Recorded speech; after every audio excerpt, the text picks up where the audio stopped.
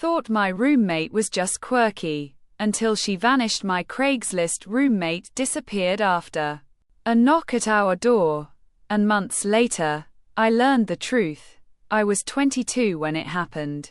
Fresh out of college, broke, and barely holding onto a part-time job at a bookstore.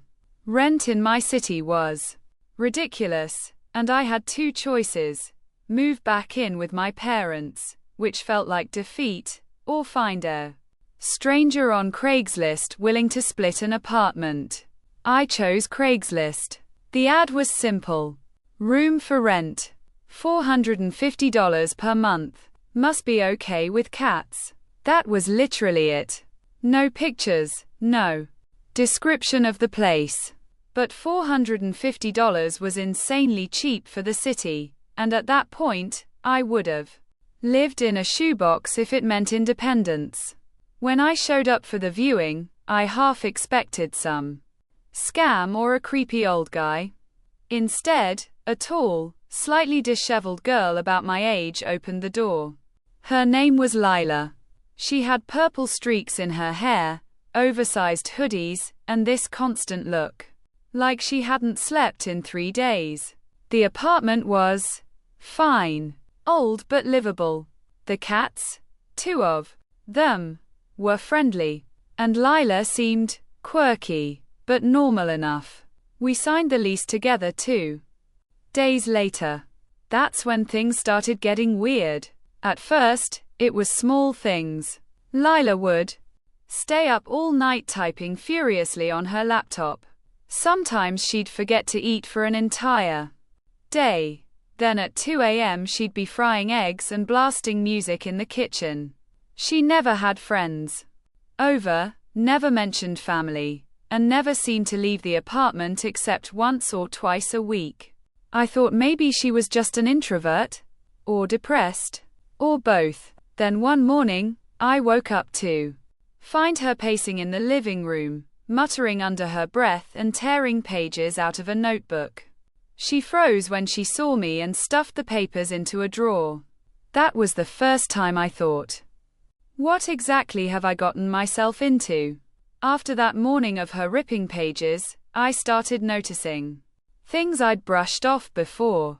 For one, Lila never seemed to have a job. Every time I asked, she'd say something vague like, I freelance, or, I'm working on something big. I assumed maybe she was a writer or a programmer. Her laptop was practically glued to her. But then, bills started showing up. Electricity, water, internet. And she always paid her half in cash. Crumpled bills, sometimes a week late, but always in cash. I didn't push too hard. I mean, it wasn't really my business. We weren't best friends, we were just 2 broke girls sharing an apartment. But then, one night, I walked in on something I couldn't ignore. It was around 11 p.m., and I'd stayed late at the bookstore. When I came home, the lights were off, but Lila was sitting at the kitchen table with just a candle burning. There were piles of those ripped up notebook pages spread all around her. I asked if she was okay, and she looked up at me with this hollow stare. Then she said, almost whispering, do you ever feel like you're not supposed to exist? I didn't know what to say. I just stood there. She laughed a little after and brushed it off like she'd made a weird joke, but the way she said it stuck with me. Over the next few weeks, things escalated.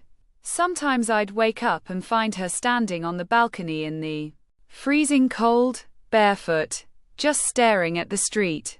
She'd get random phone calls at odd hours. And every time she hung up, she looked shaken. Once, I found a small envelope taped under the bathroom sink. Inside were $50 bills, hundreds of them. That was the first time I thought seriously about leaving. I didn't want to get caught up in whatever this was. Drugs, debt, something worse. But then, just as I was about to start looking for a new place, Lila finally opened up to me. It was a Sunday afternoon. I was making ramen, and she sat down across from me, looking exhausted. Then she said, flat out, I know I've been weird. You deserve to know the truth. I nodded, waiting. She took a deep breath. I'm not freelancing. I'm a whistleblower. Or, at least, I'm trying to be. I almost laughed when she said that, but Lila's face was dead serious. She explained, she had worked for a small tech startup that developed facial recognition software. It wasn't supposed to be sinister at first, but then a bigger company bought them out, and the software started being used for surveillance, tracking people, selling private data, stuff that wasn't just unethical, it was illegal. Lila had proof. Files, recordings, whole data logs she'd secretly copied before she quit. But going public wasn't easy. She said people had already tried to threaten her into silence. That explained the phone calls, the paranoia, the envelopes of cash. She didn't trust banks. I sat there with my bowl of ramen growing cold, not knowing whether to believe her. She must have seen the doubt on my face because she pulled out a USB drive from her hoodie pocket and slid it across the table. I'm not crazy, she said. If something happens to me, you'll know why. The next few weeks were tense. She was more jumpy than ever. Sometimes she'd beg me to keep watch while she sent anonymous emails. Sometimes she wouldn't sleep at all, just typing for 36 hours straight. I thought about leaving, but I couldn't. Not after she trusted me with something that heavy.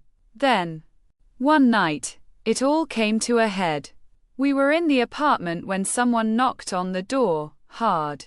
Not the landlord's knock. Not a neighbor. Just 3 sharp bangs. Lila froze. She whispered, "Don't answer." We sat in silence, not breathing, until whoever it was finally left. The next morning, she was gone. So was her laptop. Her cats were still there. Her clothes were still in the closet, but Lila herself vanished. I waited. A day, 2 days, a week, nothing. Finally, I remembered the USB drive. Against my better judgment, I plugged it in. There were hundreds of documents, screenshots, and even audio recordings.